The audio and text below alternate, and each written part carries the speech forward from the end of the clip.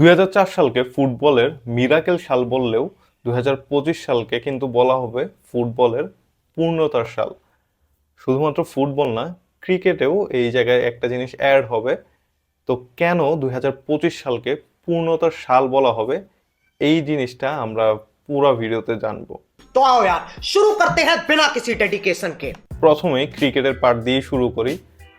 বিরাট কোহলি এবং আরসিবি প্রথমবারের মতো আইপিএল জিতলো, যেখানে আরসিবির এত এত ফ্যান, এত এত ভালো ভালো প্লেয়ার থাকা সত্ত্বেও আরসিবি কখনোই আইপিএল জিততে পারেনি এই 17 বছরের ইতিহাসে।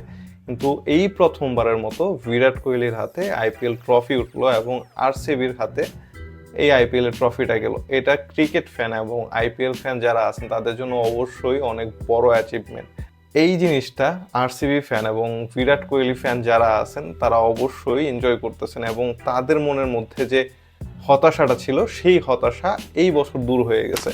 2 নম্বর বিষয়টা হচ্ছে পিএসজির চ্যাম্পিয়ন্স লিগ। জীবনের প্রথমবারের মতো পিএসজি চ্যাম্পিয়ন্স লিগ জিতলো।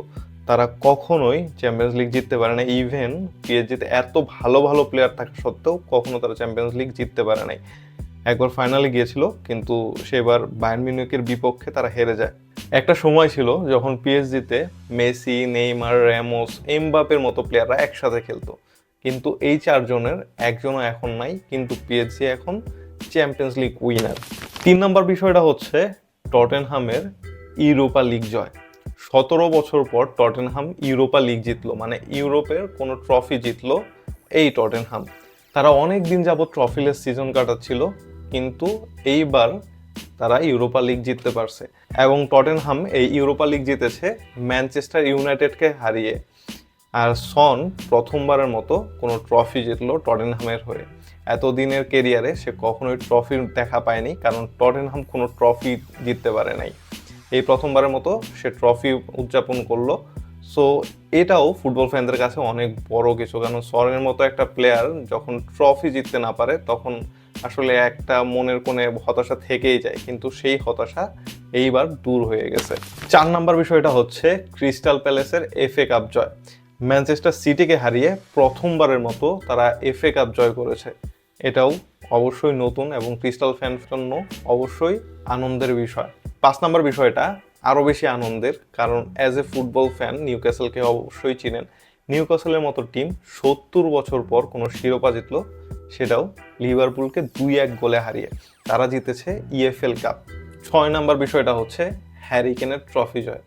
হ্যারি কেন এত ভালো একটা প্লেয়ার হওয়া সত্ত্বেও তার ওইভাবে নাম ডাক নাই।